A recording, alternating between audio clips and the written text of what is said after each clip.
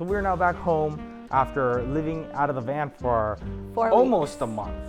Almost a It was month. 4 weeks. I was trying to be like, oh, let's just stay a few extra days out and just do laps around LA so that You we wanted get our to come official home, month. drop stuff off, but then like not sleep here, and it's just way too tempting. Like we're in the driveway, and you wanted to. I wanted to keep living out of the van. Carrie was getting a little bit homesick, I think. I was right? ready for a bath. Being away from home for a month is like it's a pretty significant amount of time to be away from home. So Yeah. But yeah, we kind of did like the taste tester of van lifing. And we got to see a lot of amazing things. Yeah. I went to a lot of places that we probably would have never seen if we didn't do it. Because it's not just about going to a destination, it's all the stops in between. I really enjoyed a lot of the small towns, especially on the Oregon coast. Yeah. On the way up, a lot of small Some of the scenery there is insane. Favorite and least favorite thing about living out of the van? I think my favorite is the freedom to go anywhere. Yeah, and she did not want one day of rain. So we literally would choose our route based on where it's not raining. Well, if it's raining, then you're stuck inside the van at such a small spot. I think. That would be like, tough, actually. Yeah. With the van, you could do everything from taking a hot shower to even sitting up a little table to do some work, but everything is tight. So it's not ideal to spend all day in there. It's nice to park it in a spot where you want to spend time, you know, do your essentials inside the van and then go walk around. So it wasn't just me. You agree that ditching the rain was a good choice. Yeah, I took a little screenshot of our route. It's not perfectly accurate, but it's pretty close. And to do that, we took a month, and we thought a month was a lot of time. Actually, a month went by really fast. We could have easily spent an extra 2-3 weeks on the road to do that loop. Yeah. So my least favorite thing about the van, I think, is just the lack of space. And you can, I guess, set up a seating area outside, but a lot of the days were pretty cold. But there's kind of a beauty to having such a small space. One, you don't have too much crap, right? Cleaning the van takes 3 to 5 minutes. Yeah. Opposed to cleaning the house, which takes 2.5 weeks. Inspired us to be more minimalists. Because during that month, we didn't really feel like we were missing anything. When it comes to the house, it's like, oh, should we get rid of this? Oh, we may need this, let's keep it. Oh, we may need that. But then when you're in the van for a month, you realize like, I don't really miss. Necessities only. Yeah, necessities only. You really only need a few handful of good things. But like the mental simplicity has got to be my favorite part of it. But also just proximity to activities like mountain biking. I got to do more mountain biking in that month of October than I have ever in my entire life. And I love mountain biking. We just have to find you some mountain biking buddies. Yeah, I don't know. How do you find mountain biking communities and She friends needs a and stuff? crew. Yeah, I need a mountain biking crew. I'm trying to convince my friends to mountain bike, but no one seems into the idea. I need a motor for the uphill. And I had that one really bad crash a couple of years ago, so that kind of, I'm like, I'm not so confident in my skill set. If you're a mountain biker in LA, hit me up. Yeah. Least favorite thing about the van is it is incredibly hard to work for an extended period of time. Like, yes, we can convert that backspace and set up that little table for work, but I am not gonna zone in and crush out a 12-hour edit back there. You're So, contemplating getting a trailer that we tow behind the van as an office. there was a comment that was like, oh, I bet you're gonna get like a big trailer. And guess what? We went and looked. We took a peek. Because we would stop at some campsites where we could like refill on water and all that. And there, we were the only van there. Everybody else had like a huge trailer or fifth wheel.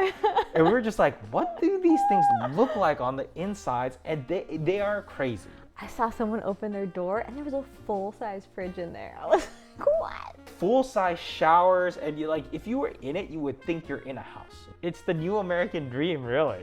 Like, I think so. yeah, I think it's our new American dream. it is. And if you're staying near a city, then you get to explore a whole new city, spend time, you know, not just a weekend, but you can park at our RV park for a month. That was the beauty of it, Yeah. is that there is a lot of nature, like, you know, state parks and whatnot. And Yeah. we even camped on lava rocks for a night, which was fun. Oh, craters! And that of, was great. Craters of the moon. There's a lot of nature, but there was also a lot of cities that we got to explore, like Bend, Oregon, Boise, Idaho, Portland, Salt Lake City, we were also in. Yeah. And all these cities, once you get tired of a city, then you go, okay, well, let me just go out and live in the woods for a couple days. That's what I meant with about flexibility. Yeah. You can choose where you want to be. You get to change it up as frequently as you want. And I would say one of the cons of being away from home is that you're not, close to like the people that you live near. But the benefit is that you get to go to places where you know people, right? So we met up with Carrie's parents when we were out in Bend, Oregon. We got to do some bike ride with all the doggies. Right? Yeah. And we went to Crater Lake. It was probably one of the coolest places that I've seen. We got there at a perfect time, so it was like glass. It was a perfect reflection. It looks like an optical illusion. So things like that we were able to see, so we just had such a great time. I'm looking forward to doing it again. We are gonna do it again. So this is our first month doing it. We have to like catch up on a bunch of stuff. We do want to do it again. Maybe in January. We have responsibilities to take care of before we can take off again. But if we set up the van to be a little bit more productable. I was gonna say work friendly. Yeah, productable.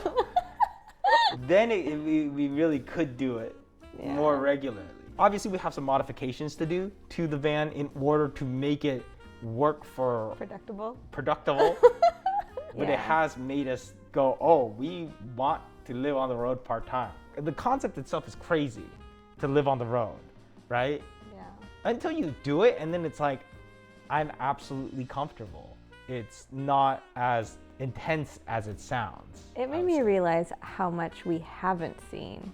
Oh my gosh, the world is huge. We'll drive for 4 hours and we're like, feels like we barely moved on the map. It's not just like big cities or, forests. There's all the stuff in between too. Like there's all these small cities that we got a kick out of, John Day, where they had the grocery store. Above the meat section, there were all these like photos of like, here's the cow and the people that raised them. Yeah, and, thanks for buying my cow.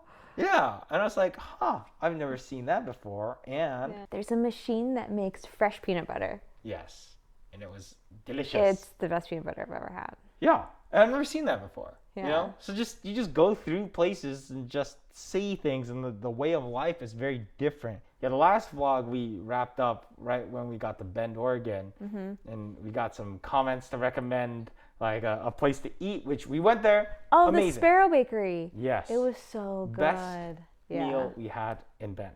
Yeah. Smith Rock was another recommendation. You went and did a ride there, and I took pictures of PETA. Yeah. I love when you guys give us recommendations.